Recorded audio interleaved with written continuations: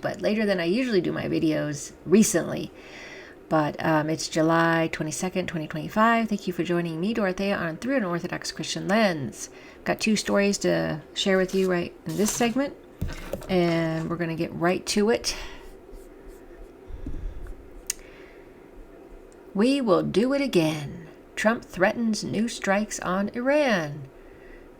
But really, is anybody surprised by this? Okay.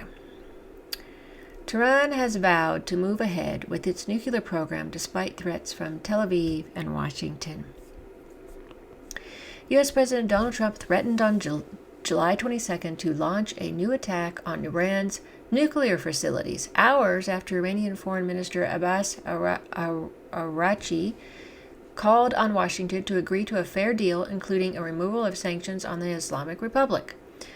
On his Truth Social platform, Trump quoted the comments Araghchi made during a Fox News interview on Monday about very severe damage and destruction at nuclear sites bombed by Israel and the U.S. during the 12-day war in June. Of course, they are destroyed, just like I said, and we will do it again if necessary. Of course, they are destroyed, just like I said, and we'll do it again if necessary. So, the nuclear sites and all of that, the materials and everything have been obliterated. They've been destroyed, yet let's go ahead and do this again. Does that make sense to you? I don't think it makes sense.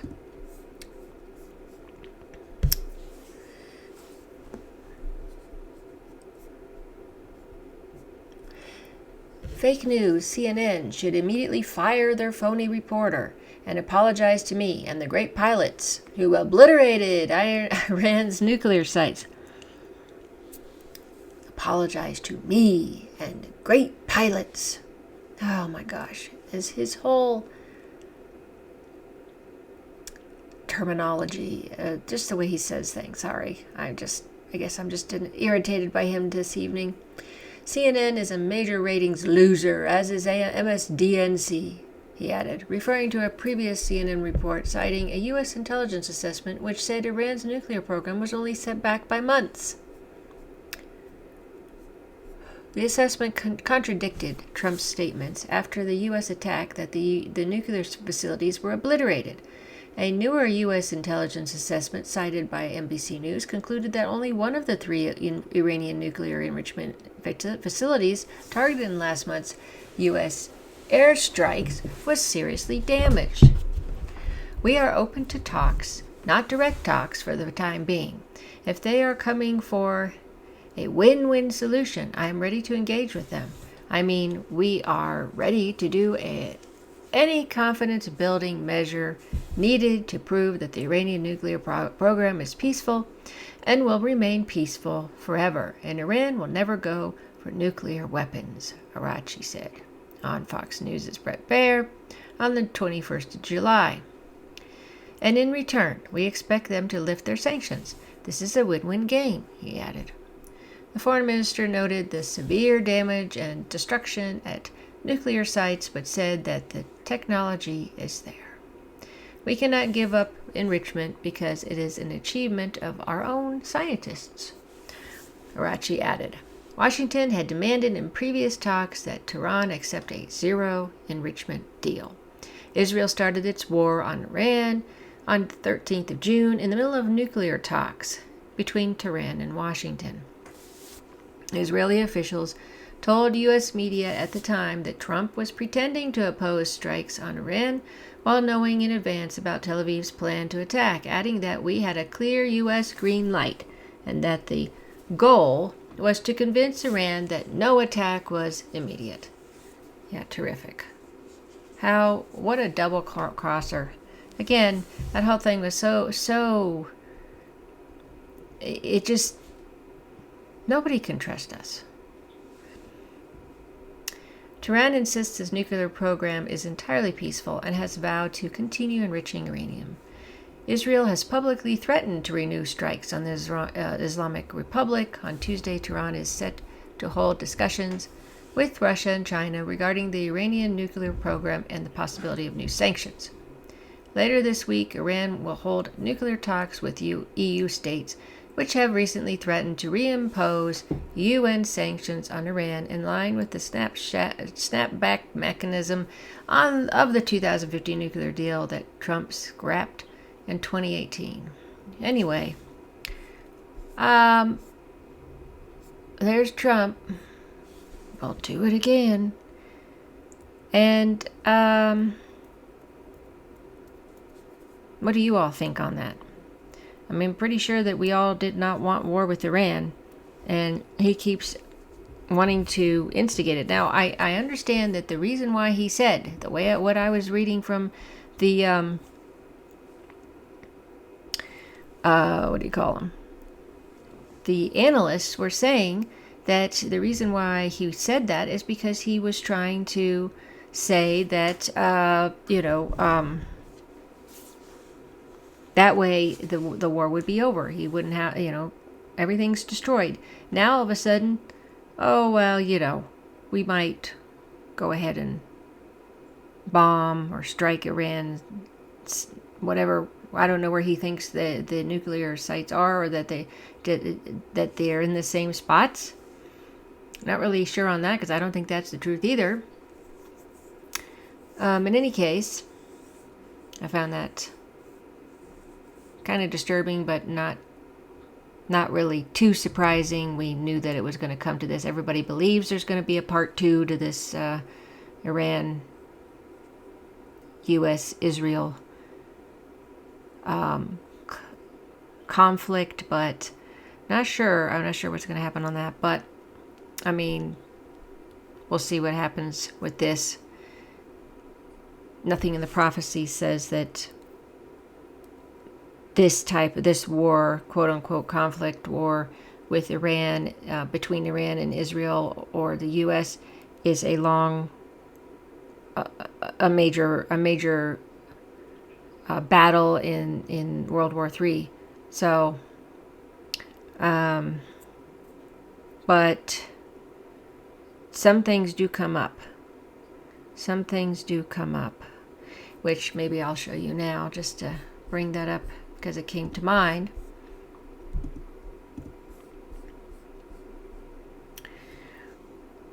Let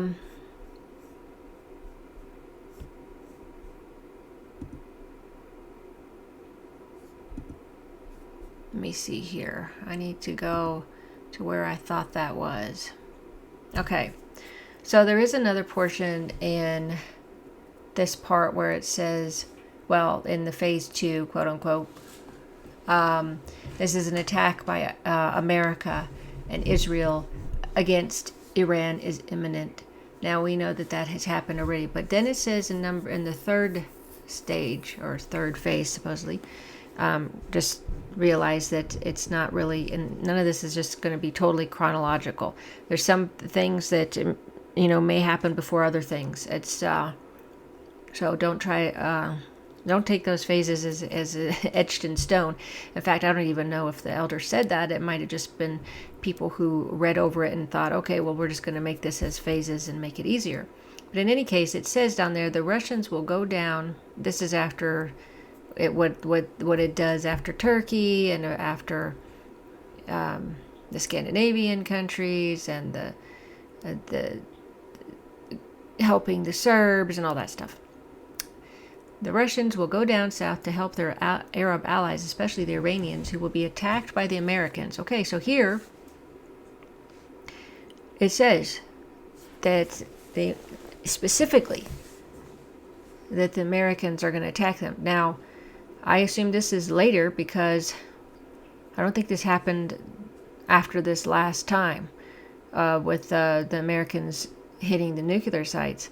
So this has to be the second go-round, is my guess, with what's what we may see soon. The Americans will have captured the coastal zone of Iran after a fierce struggle, but they will not be able to advance inside the country because of the great resistance they will receive. The Russians will sweep across Persia and destroy the American forces in the east. So, just a little point on that I thought was important. So, here he's talking about this once again. We'll see what happens with part 2 of this conflict between Israel, America, and Iran.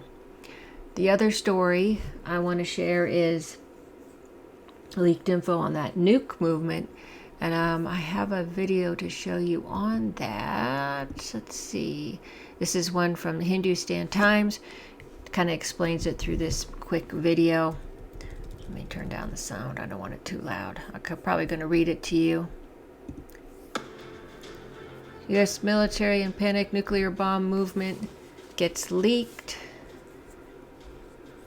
U.S. nuclear warhead movement gets compromised amid wars.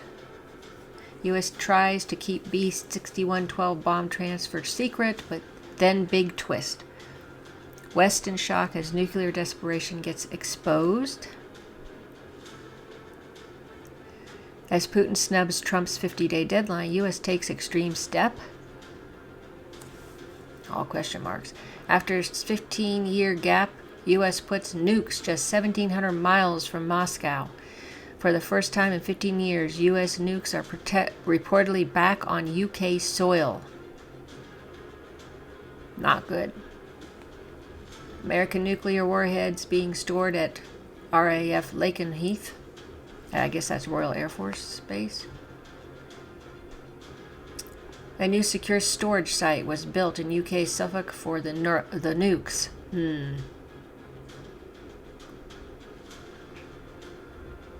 The development was reported by a UK defense journal as per Sputnik News.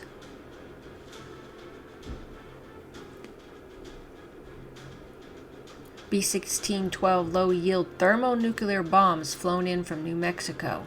Thermonuclear bombs. Oof. US and UK didn't confirm the news, but budget papers hinted at the movement.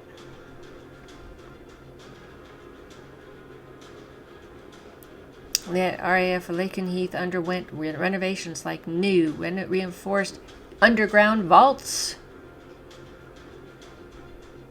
The last time American nuclear weapons were on UK soil was back in 2008.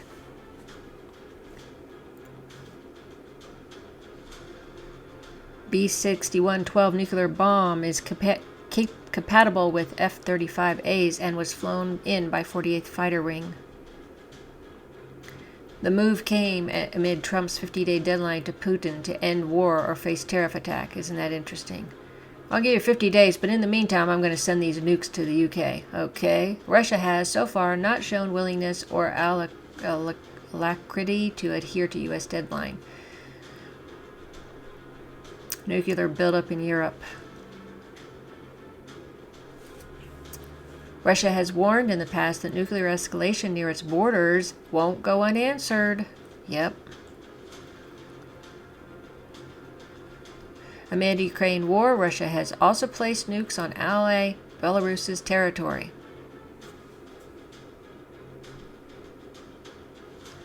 Moscow has claimed one of the reasons for its Ukraine invasion has been NATO expansion.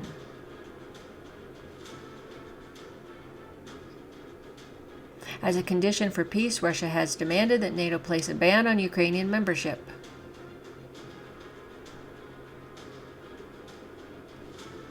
In 1990, the U.S. administration verbally assured Soviet Russia against NATO expansion eastwards.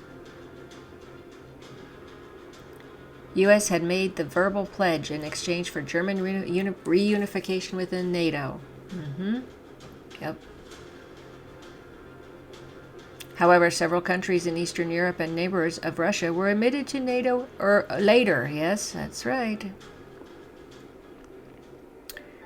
So, that's kind of a scary story about sending these thermonuclear bombs over to the UK, who hate Russia, as we did a segment on that, and how they're just dying to destroy Russia. And MI6 is all over the place in the Middle East and everything else. But in any case,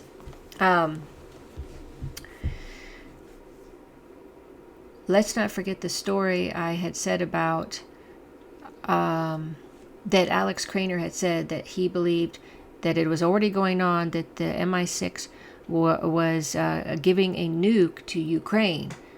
I wonder if that's part of the deal. If